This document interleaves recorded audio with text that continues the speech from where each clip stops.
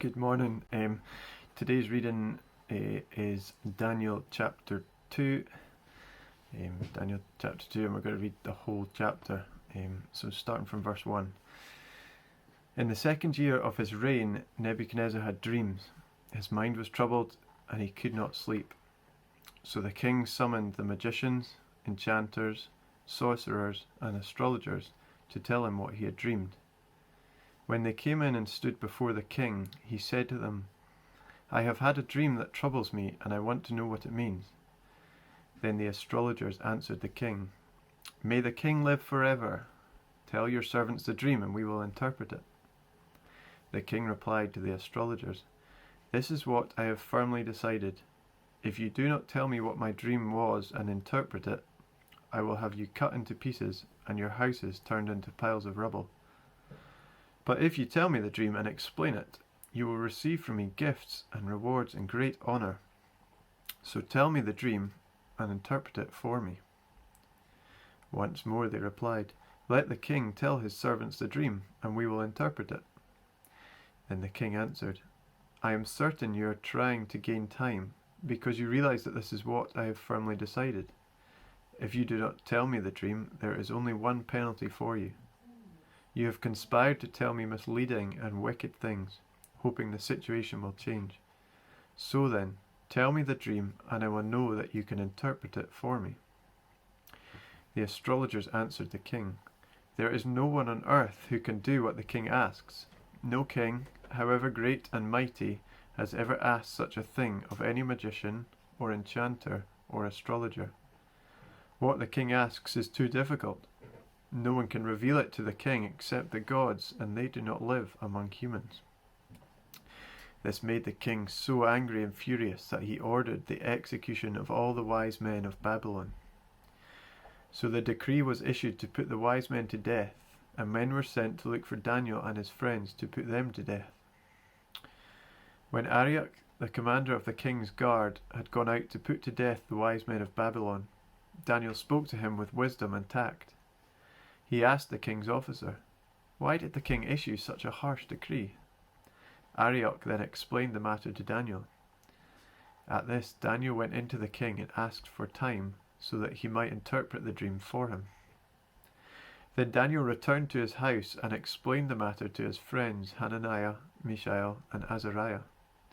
He urged them to plead for mercy from the God of heaven concerning this mystery, so that he and his friends might not be executed with the rest of the wise men of Babylon. During the night, the mystery was revealed to Daniel in a vision. Then Daniel praised the God of heaven and said, "Praise be to the name of God forever and ever. Wisdom and power are his. He changes times and seasons. He disposes kings and raises up others. He gives wisdom to the wise and knowledge to the discerning. He reveals deep and hidden things. He knows what lies in darkness, and light dwells with him.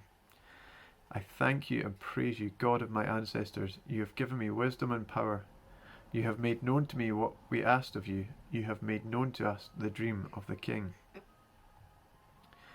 Then Daniel went to Arioch, whom the king had appointed to execute the wise men of Babylon, and said to him, "Do not execute the wise men of Babylon.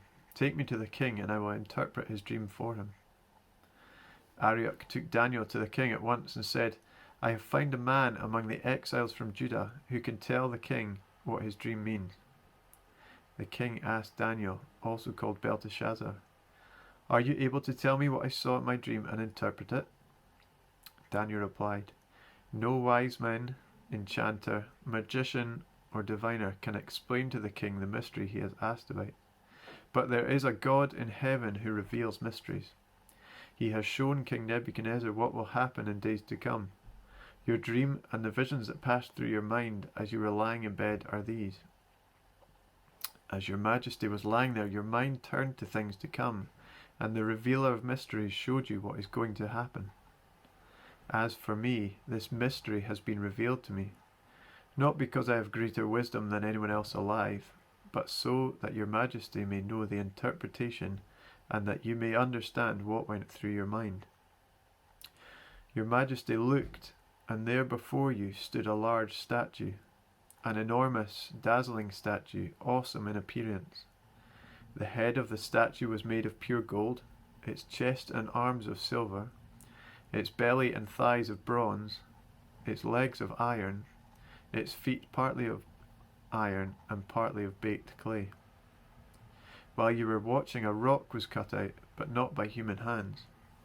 It struck the statue on its feet of iron and clay and smashed them. Then the iron, the clay, the bronze, the silver, and the gold were all broken to pieces and became like chaff on a threshing floor in the summer. The wind swept them away without leaving a trace. But the rock that struck the statue became a huge mountain and filled the whole earth. This was the dream, and now we will interpret it to the king. Your Majesty, you are the King of Kings. The God of heaven has given you dominion and power and might and glory. In your hands he has placed all mankind and the beasts of the field and the birds in the sky. Wherever they live, he has made you ruler over them all. You are that head of gold. After you, another kingdom will arise, inferior to yours. Next, a third kingdom, one of bronze, will rule over the whole earth. Finally, there will be a fourth kingdom, strong as iron, for iron breaks and smashes everything, and as iron breaks things to pieces, so it will crush and break all the others. Just as you saw that the feet and toes were partly of baked clay and partly of iron, so this will be a divided kingdom. Yet it will have some of the strength of iron in it, even as you saw iron mixed with clay. As the toes were partly iron and partly clay, so this kingdom will be partly strong and partly brittle.